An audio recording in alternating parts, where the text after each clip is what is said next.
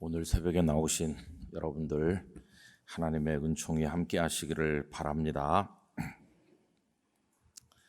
매일 드리는 기도 여러분 다 손에 드시고요. 우리 함께 하나님 앞에 기도를 드림으로써 오늘 새벽 기도회를 시작하도록 하겠습니다.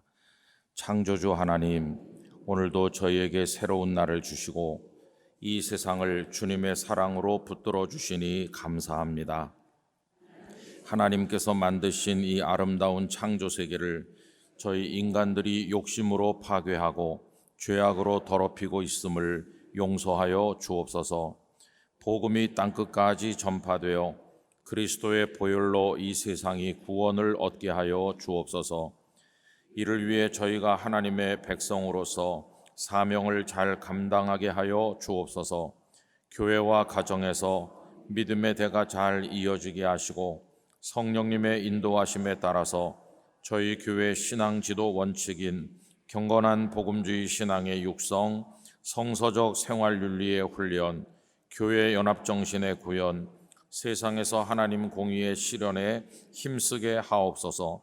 모든 교역자들이 성령님으로 충만하게 하시고 모든 성도들이 하나님의 명령을 따라 믿음으로 올라가게 하옵소서. 예수님의 이름으로 기도드립니다. 아멘. 다 같이 찬송가 60장 찬송을 하나님 앞에 드리겠습니다.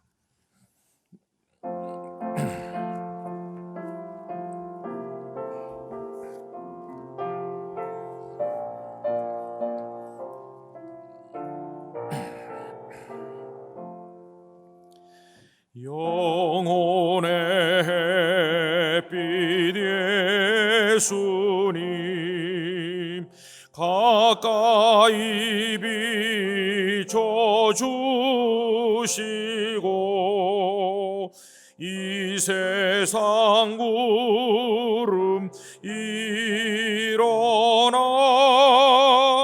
가리지 않게 하소서. 이 눈에 단자 먹기 전 고요히 주를 그리며 구주의 품에 안기니 한없이 평안합니다.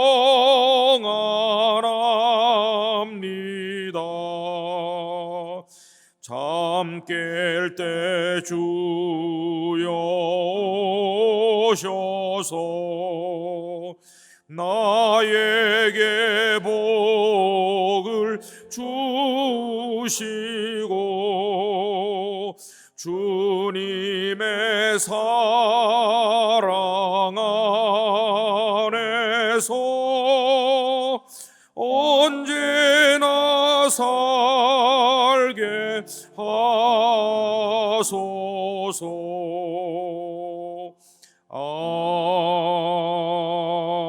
아멘.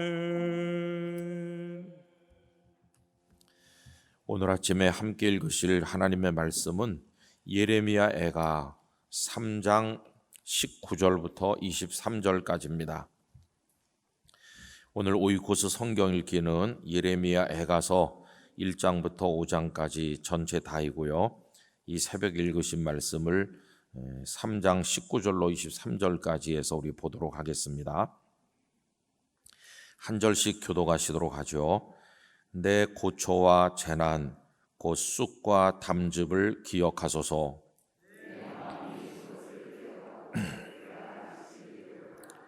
이것을 내가 내 마음에 담아두었더니 그것이 오히려 나의 소망이 되었사옴은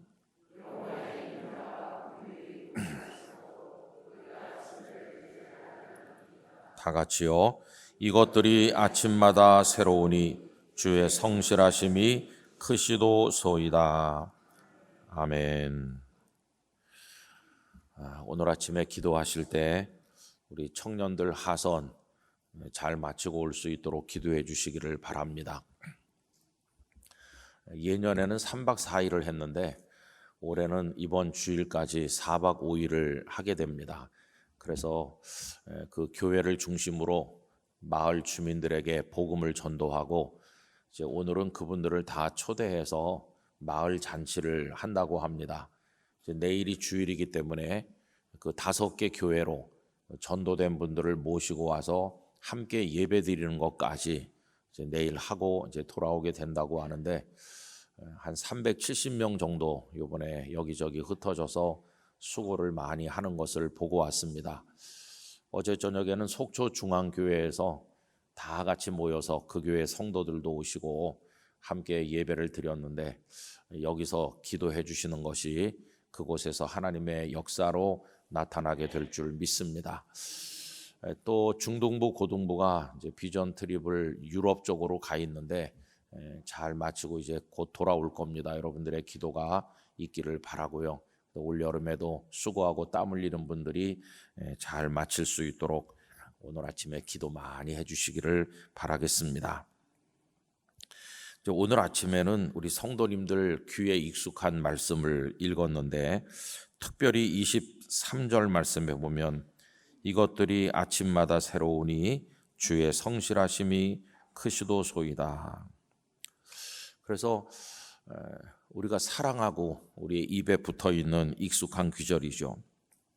근데 사실 오늘 아침에 읽은 이 말씀은 어려운 얘기입니다. 이 말씀을 근거로 해서 우리가 내일 말고 그 다음 주일 낮예배 시간에 조금 더 이 주제를 생각을 해보려고 하는데 여러분 고난이라고 하는 것들이 우리에게 없을 수는 없죠. 그거를 어떻게 우리가 맞이하고 감당해내야 될 것인가 이런 생각을 이제 하게 됩니다. 1813년에 한 이탈리아 남자가 태어났어요. 이 사람은 그렇게 부유한 가정 출신은 아니었던 것으로 보입니다. 음악을 좋아하긴 했는데 음악을 제때 배울 기회를 잃어서 음악 학교에 갔을 때는 나이가 너무 많다. 이래서 거기서 환영받지 못했습니다. 아마추어 작가에게 조금씩 이렇게 음악을 공부했었는데 그 음악에 대한 어떤 열정을 잃어버릴 수가 이제 없었어요. 그래서 고향에 돌아와서 23살에 아버지 친구의 딸과 이제 결혼을 했고 아이가 둘이 태어났지만 계속 이제 음악의 꿈을 꾸면서 그 밀라노로 진출을 하게 됩니다. 그래서 고생을 많이 했는데 그에게 이제 큰 고난이 다가오는 거예요. 여러분 23살에 결혼해서 아이가 둘 생기고 이제 그의 나이가 한 30 가까이 됐을 때 어떤 일이 있었느냐 하면 아내도 죽고 아이들 둘도 죽고 그런 큰 일을 경험하게 됐습니다. 견디기 어려운 고통을 겪게 됐어요. 근데 1842년이니까 그의 나이가 29, 한 30 그때쯤 됐을 때 그는 큰 성공을 거두게 됩니다. 그가 쓴 오페라가 라스칼라 극장에서 초연되었는데 사람들의 마음에 굉장한 감동을 주었어요. 여러분 그 오페라가 뭐냐 하면은 나부코라고 하는 것입니다. 여러분들이 다 그 사람이 누군지 아시겠죠? 베르디라고 하는 유명한 오페라 작곡가죠. 그 나부코가 거기서 이제 초연이 됐어요. 아내를 잃고 자녀를 다 잃은 슬픔 가운데서 이제 그 곡이 만들어진 겁니다. 근데 그 곡이 사람들의 마음에 어필할 수 있었던 이유 또한 고난 때문이었어요. 그때 이탈리아는 프랑스와 오스트리아에 의해서 굉장히 짓눌리고 있었기 때문에 마치 우리가 일본 사람들에게 고초를 겪듯이 그들의 마음이 아주 어려웠는데 그 나부코의 내용이 고난당하는 백성들의 이야기였기 때문입니다. 여러분이 나부코는 우리가 잘 아는 바벨론의 느부갓네살 왕, 주변 나라들을 다 침략했고 남한국 유다를 점령했고 유다 백성들을 많이 포로로 끌고 갔던 그 느부갓네살 왕을 그 느부갓네살을 이탈리아어로 바꿔서 부르면 그게 나부코입니다. 그러니까 그 속에 담겨 있는 내용은 고난당하는 유다 백성들의 고초, 유다 백성들의 눈물, 포로로 끌려간 사람들의 고통 그걸 담고 있는 거죠. 그 중에 나오는 여러 노래들 중에 여러분들이 잘 아시는 게 있어요. 지난 주일날 광복주일이기 때문에 2부 예배 시간에 갈보리 찬양대가 불렀던 건데 히브리 노예들의 합창이라고 하는 게 유명하지 않습니까? 그게 바로 그 나부코 속에 나오는 노래죠. 그래서 지금은 그 이탈리아 사람들이 그 히브리 노예들의 합창을 마치 애국가처럼 즐겨 부르고 고난이 있을 때 그들을 뭉치게 만드는 노래라고 합니다. 심지어는 그거를 이탈리아 국가로 만들어야 된다, 그런 사람도 있을 정도라고 합니다. 그러니까 그들이 다 포로가 돼서 끌려가고 고통받을 때 그 가사 내용이 시편 137편에 있는 포로들이 끌려가서 부르는 눈물의 노래, 그거를 근거로 해가지고 그 가사가 이제 만들어져 있는 거죠. 여러분, 그 심정을 잘 드러내고 있는 사람이 누구냐 하면 예레미야 선지자이십니다. 예레미야는 남왕국 유다가 멸망하는 현장에 있었죠. 그는 요시야 왕 때 선지자로 부름을 받아가지고 그렇게 하나님의 말씀을 전했지만 그 이후의 왕들 그 누구도 하나님의 말씀에 귀를 기울이는 사람이 없었습니다. 그리고는 오히려 이 예레미야에게 린치를 가하고 웅덩이에 가두기도 하고 얼마나 많은 고통을 받았는지 몰라요. 그래서 그 상처가 너무 깊기 때문에 하나님, 나이 더 이상은 여호와 하나님의 이름으로 말씀을 선포하는 일 하지 않도록 하겠습니다, 이렇게 선지자의 사명을 포기한 적도 있었는데, 그렇게 하고 나니까 막 가슴 속에 불이 붙는 것 같아서 얼마나 괴로운지 견딜 수가 없어서 또다시 하나님의 말씀을 전하는 거죠. 듣는 사람도 없는데 다가오는 건 고난밖에 없는데도 이제 하나님의 말씀을 전했습니다. 그러나 그 결과가 어떠한지는 우리가 잘 알고 있는 것처럼 결국 남왕국 유다는 3차례에 걸쳐서 이 느부갓네살의 침략을 받은 끝에 완전히 멸망했어요. 하나님의 성전이 다 불타고 백성들은 다 죽고 포로로 끌려가고, 이 비참한 지경을 현장에서 눈으로 똑똑히 지켜본 예레미야에게 남은 것은 눈물과 탄식뿐입니다. 그래서 성경 66권 중에 유일한 애가, 슬픔의 노래가 들어있는데 그게 예레미야 애가인 것이죠. 예레미야 애가는 눈물의 한복판에서, 고난의 한복판에서 부른 기도라고도 할 수 있고 탄식이라고도 할 수 있는 거죠. 오늘 아침에 이 말씀이 어렵다고 하는 건 뭐냐 하면 이게 회복된 다음에 부르는 노래가 아니기 때문입니다. 여러분, 예를 들면 내가 지금 굉장히 어려운 병으로 고생을 많이 하고 있었는데 정말 기적같이 내 병이 나았어요. 그래서 건강해졌어요. 그 다음에 그 지난 세월에 힘들었던 시간을 떠올리면서 부른 노래가 아니라는 거예요. 다 나은 다음에 부르는 노래가 아니고 이 노래는 병이 점점 깊어지고 있을 때 부르는 노래예요. 여러분, 병이 나은 다음은 이미 고통이 끝난 다음이기 때문에 그 고통을 겪을 때는 죽을 지경이었어도 고통이 끝났기 때문에 그때는 편안해진 다음이잖아요. 편안해진 다음에 부르는 고통의 노래는 별 호소력이 없습니다. 왜냐하면 고통이 끝났으니까. 그런데 그 고통이 진행형일 뿐만 아니라 점점 깊어지고 있을 때 하나님을 바라본다고 하는 것은 정말로 어려운 것이죠. 여러분, 다니엘의 기도 가운데 그 다락방에서 올리는 기도가 있잖아요.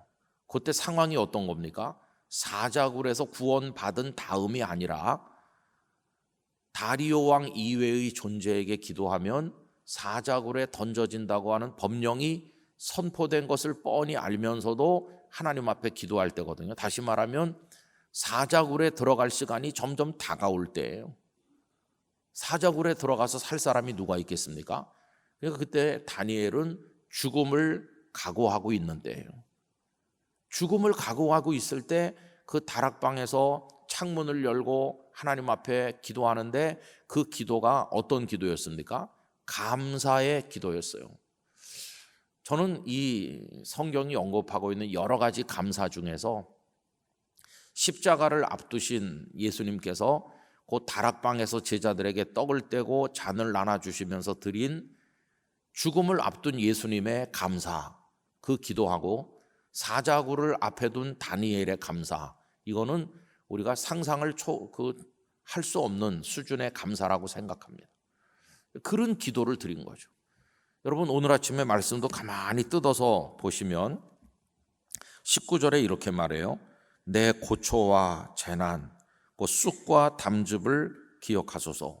여기 지금 쑥과 담즙이라고 표현한 것은 견디기 힘들 만큼 쓰다, 괴롭다, 그런 뜻이거든요. 근데 20절 내 마음이 그것을 기억하였습니다 할 때 이게 과거가 아니에요. 예전에 그렇게 고통이 있었는데 지금은 다 끝났고 그래서 내가 예전 일을 기억합니다, 그런 뜻이 아니고 현재 진행형인 거죠. 그래서 내가 낙심이 되오나이입니다. 내가 전에 낙심했었는데 그게 아니고 지금 현재 낙심이 된다는 거죠. 21절 이것을 내가 내 마음에 담아 두었더니, 그 고초와 재난, 쑥과 담즙을 마음에 담아둔 거예요. 예레미야의 마음속을 들여다보면은 기쁨과 감격이 있는 게 아니라 눈물과 탄식과 아픔이 현재 진행형으로 꽉 차 있는 거예요. 근데 여기 이제 놀라운 우리가 이해해야 될 숙제가 하나 남아 있는데 그게 뭐냐 하면 그의 가슴 속에 고초와 재난, 쑥과 담즙밖에 없는데 21절 끝은 굉장한 반전을 보여주죠. 그것이 어떤 반전을 가져옵니까? 오히려 소망이 되었다는 거예요. 여러분, 여기서 우리 그리스도인들이 많이 착각하는 게 있는 거예요. 이 주제가 어렵다고 하는 게 이건데요, 소망이라는 단어가 나오면 우리들은 어떤 생각을 하느냐면 고통이 끝났나? 이렇게 생각해요. 소망이라는 단어가 나왔으니까 그 눈물이 이젠 멈췄나 보다, 이렇게 생각하죠. 그럼 여러분, 여기 소망이라는 단어를 쓰고 있는 요때 예레미야의 고통이 끝난 건가요? 아닙니다. 끝난 게 아니에요. 예레미야는 예루살렘 성전이 다시 회복되고 백성들이 다 돌아와서 예전처럼 예루살렘에서 하나님 앞에 경배하고 이런 모습을 보지 못했어요. 보지 못한 채로 무너지는 것만 보고, 그리고 애굽으로 원하지 않았지만 끌려가서 살다가 애굽에서 세상을 떠났지 회복을 보지 못했어요. 그런데 여기 소망이라는 단어를 쓰는 거예요. 근데 우리가 소망이라는 단어를 잘 이해하면 무슨 말인지 알 수 있죠. 왜 그러냐면 소망은 이루어진 걸 말합니까? 이루어지기를 바라는 걸 말합니까? 이루어지기를 바라는 걸 말하는 거예요. 그러니까 소망은 시간으로 말하면 오늘에 있는 게 아니라 내일 이렇게 되었으면 하고 오늘 바라는 거죠. 그러니까 소망은 오늘 내 마음속에서 가지는 거지만 그게 이루어지는 건 오늘이 아니고 아직 이루어지지 않은 내일에 있는 거죠. 그러니까 고통이 현재 진행형인데 그 고통을 어떻게 그가 참을 수 있었을까 하면은 오늘은 내가 고통을 받지만 내일은 고통이 끝날 줄 믿습니다 하는 소망이 오늘 있기 때문이에요. 소망을 가지는 건 언제입니까? 지금이에요. 지금. 소망을 지금 가지는데 소망한 대로 이루어지는 건 언제입니까? 그건 내일 이루어질 거예요. 아직은 이루어지지 않았어요. 그럼 이 시간에 차이가 있잖아요. 소망하는 건 오늘 나고 아직 이루어지진 않았으니까 현재로부터 그게 이루어질 때까지 그 시간이 하룻밤밖에 안 된다면 참을 만한데 요 기다리는 시간이 수십 년 된다고 그러면 참 견디기 어려운 거죠. 근데 요 시간에 하나님을 진짜 믿는 사람인가 아닌가 하는 그 믿음이 거기 달려 있는 것이. 여러분, 이미 하나님의 기적을 경험한 사람이 예전에 하나님께서 나에게 이런 기적을 주셨어요 라고 간증하는 건 그건 쉬운 거예요. 근데 지금 고난을 겪는 사람이, 눈물이 줄줄 흐르는 사람이 그래도 내겐 소망이 있습니다 하면서 감사하는 건 그건 정말 어려운 거예요. 결국 그는 내일 이루실 하나님의 손길을 오늘 바라보면서 그 믿음으로 그 시간을 견디면서 하나님 앞에 찬양도 하고 감사도 하는 건데, 그 시간, 그게 우리를 하나님의 사람으로 만들어 준다는 것이. 여러분, 제가 종종 그 루마니아의 차우세스크 정권 아래서 근 14년을 감옥에 갇혀 계셨던 20세기에 살아있는 순교자라고 하는 리차드 범브란트 목사님 얘기를 자주 말씀드리는데, 이분이 14년을 거기 있었잖아요. 근데 그 전에도 그분은 말씀을 잘 전하시던 목사님이었잖아요. 그러면 그 감옥에 들어가기 전에 그 목사님과 14년이 지난 이후에 그 목사님이 같은 사람일까요? 이름은 리차드 범브란트고 같은 사람이지만 그 영혼의 상태는 전혀 딴 사람으로 변한 거예요. 감옥에 들어가기 전에도 물론 훌륭했지만 감옥에서 나와서 서방 세계로 강제 추방당하는 형식으로 미국 땅에 건너온 그 이후에 리차드 범브란트 목사님의 영혼의 깊이는, 하나님을 향한 믿음의 깊이는 완전히 딴 사람처럼 달라진 거예요. 그럼 여러분, 무엇이 그분을 그토록 성숙한 하나님의 사람이 되게 만들었을까요? 거기서 석방돼서 나오는 그 순간이었을까요? 그 순간의 기쁨이 그를 그렇게 훌륭한 믿음의 사람으로 만들었을까? 아닙니다. 지속되던 고통이 머물러 있는 그 세월 14년에 지속되던 고통이 리차드 범브란트라는 사람을 만들어낸 거예요. 하나님께서는 가끔 우리에게 그런 시간을 주시는 거예요. 내일까지 기다려. 그러면서 그 하룻밤에 시간을 우리에게 요구할 때가 있어요. 그 하룻밤이 그 범브란트 목사님에게는 14년이었던 거죠. 근데 그 기다리는 시간이 괴롭기만 하고 무의미한 시간인 게 아니라 우리를 새로 빚어 만드시는 은혜의 시간이 되었다는 거예요. 바로 그 시간이 하나님과 동행하는 시간인 것이.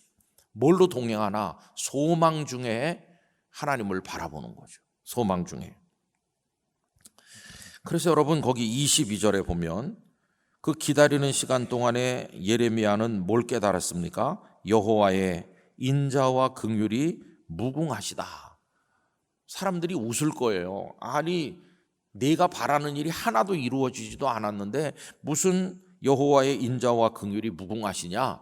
내 믿음은 다 쓸데없는 무의미한 거다, 이렇게 비난하겠지만, 예레미야는 그 속에서 아직 이루어지지 않았음에도 불구하고 하나님의 인자와 긍휼하심을 맛을 보고 있는 거죠. 여러분, 뭔가가 이루어졌기 때문에 하나님의 인자와 긍휼을 아는 게 아니라 이루어지기 전에도 인자와 긍휼을 알게 되는 거예요.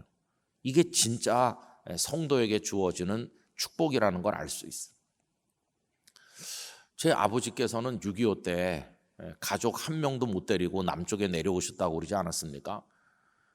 그 결국은 가족을 만나지 못한 채로 세상을 떠나셨잖아요. 얼마나 가족을 보고 싶어 하셨는지. 나중에 아버님 돌아가신 다음에 그 여러 가지 정리하다 보니까 우리 가족들에게 말도 안 하시고 이산 가족 신청하셨던 서류가, 그러니까 저 북한에 가고 싶어서, 그 노인들 왜 추석 그럴 때 이산 가족 북한에 가고 그랬잖아요. 그거 가시겠노라고 신청했던 서류를 찾게 됐어요. 이걸 혼자서 하시면서 얼마나 가족이 보고 싶었겠나.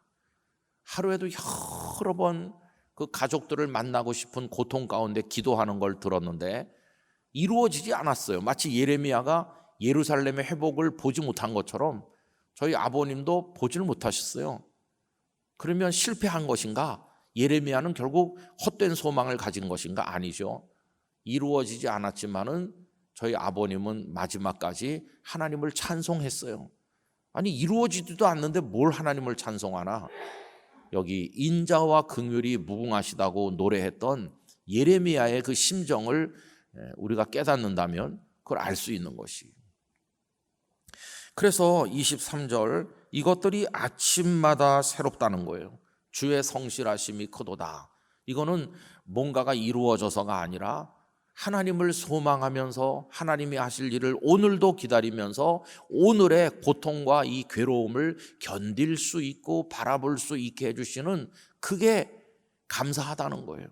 그래서 아침마다 새롭다. 근데 여러분, 여기 아침이라고 번역된 보케르라고 하는 단어는 우리가 생각하는 것처럼 지금 이 시간 이렇게 아침 이것만 뜻하는 게 아닙니다. 성경에 200번 이상 이 단어가 사용됐는데 용례를 보면 24시간 전체를 가리키는 거예요.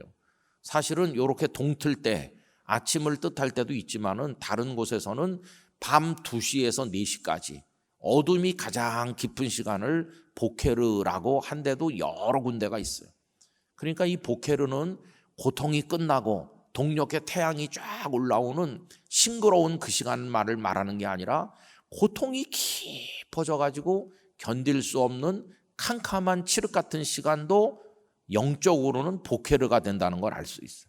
그래서 결국 보케르는 모든 상황이 종료되고 내가 원하는 게 이루어지는 그때가 아니라 하나님을 만날 수 있는 모든 시간을 말하는 거예요. 하나님만 만날 수 있다면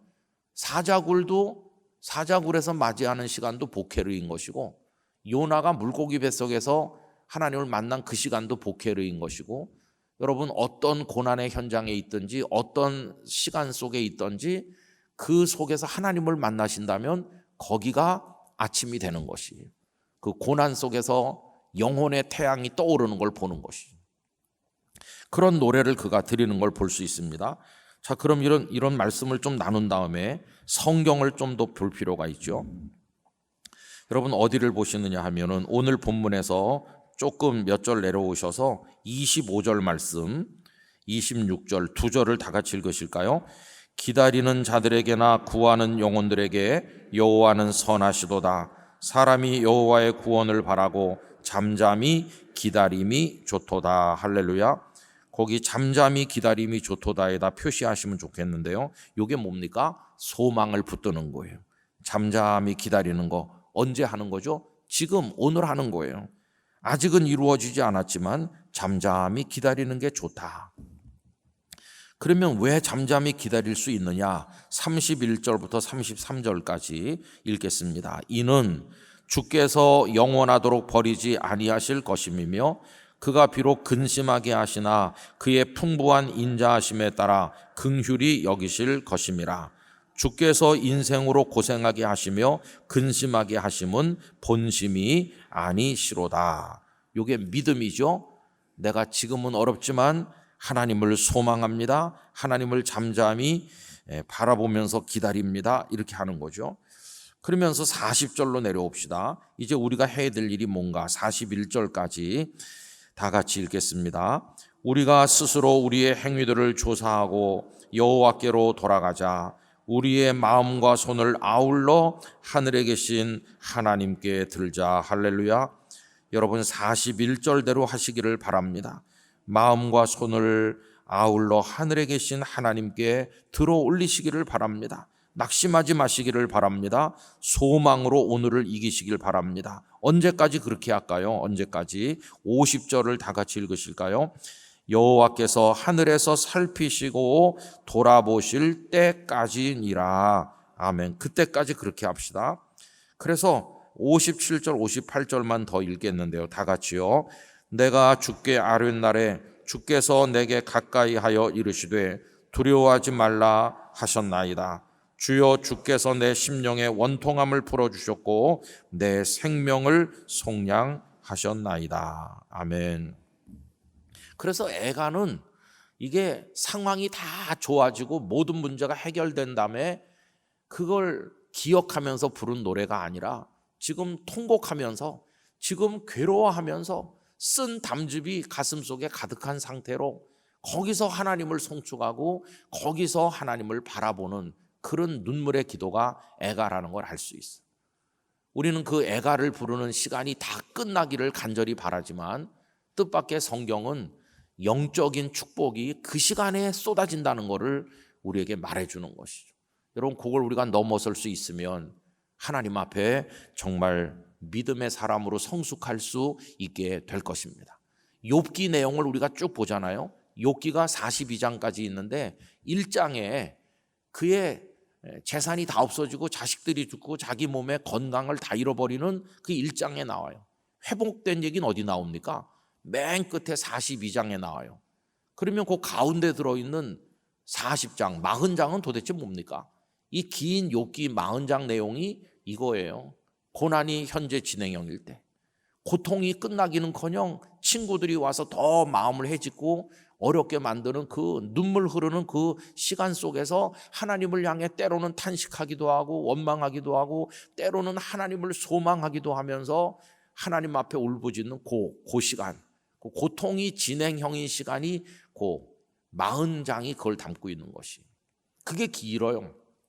하나님은 그걸 길게 펼쳐 놓으시면서 우리로 하여금 그 욥의 고난을 읽게 하시는 건데, 바로 그게 중요한 거죠. 저도 우리 성도님들이 목사님 제가 어떤 병에 걸렸어요 이래가지고 이제 같이 기도 제목을 가지게 됐는데, 그분이 몇 주 후에 와서 그 병이 나았어요 할 때 그거는 42장에 해당하는 겁니다. 병이 나았어요 하는 거랑 병이 생겼대요 하는 건 1장에 해당하는 겁니다. 근데 사실 그분에게 소중한 시간은 그 가운데 들어있는 고통의 시간이에요. 여러분, 예수님이 십자가에 달리셨고 그 다음에 부활하셨는데 그 고통이 이어진 그 사흘간, 십자가의 6시간과 무덤의 고통에 계셨던 그 시간, 그게 우리를 구원하는 것이. 그래서 그걸 우리가 이해해야 됩니다. 그래서 오늘 참 어렵고 힘든 주제를 애가에서 우리가 읽게 되는데, 여러분 가만히 생각해 보시면서 정말 하나님과 동행해야 될 시간은 바로 그 시간이라는 걸 우리가 알아야 되는 것이죠. 우리가 이제 요 다음 주일날 한번 이 주제를 좀 더 생각하면서 고난이 가득한 세상에 사는 우리가 어떻게 그 속에서 하나님을 만나야 되는지 우리가 그걸 좀 더 이야기를 해보면 좋겠습니다. 아마 이 중에도 눈물을 흘리는 분들이 있으실 텐데, 지금 이 시간이 그 눈물이 여러분에게 축복이 되시기를 바랍니다.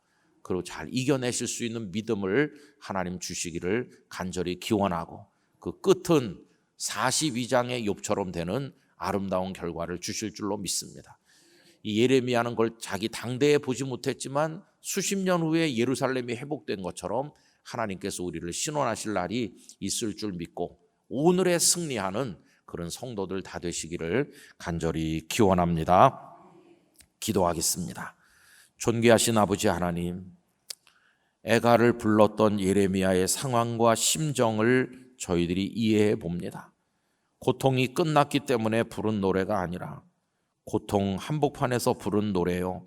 그런데 놀랍게도 그것은 소망의 노래였으며 인자와 긍휼을 맛보는 사람의 기도였습니다. 그것이 우리에게 무엇을 말해주는지 알게 하여 주옵소서.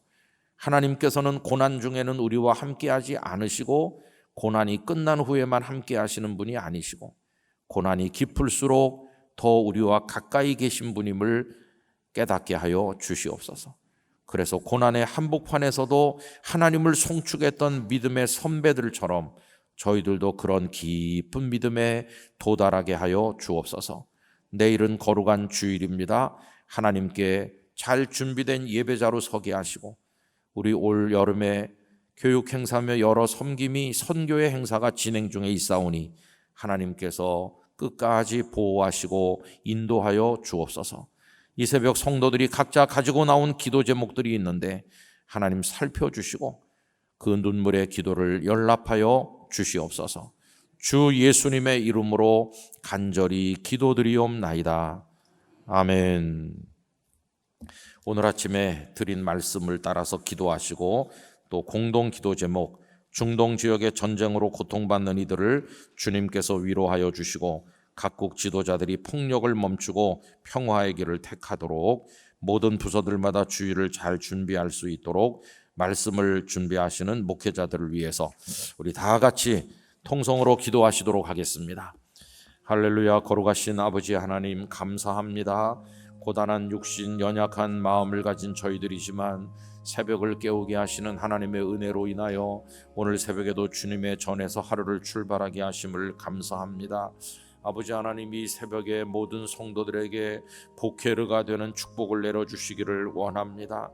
하나님을 만나는 모든 시간이 아침인 줄로 믿습니다. 고통의 한복판일지라도 하나님을 만나면 거기가 아침이 되는 것이고, 눈물 흐르는 가운데서도 하나님을 깨닫게 될 때 거기가 우리의 보케르가 되는 줄 믿습니다.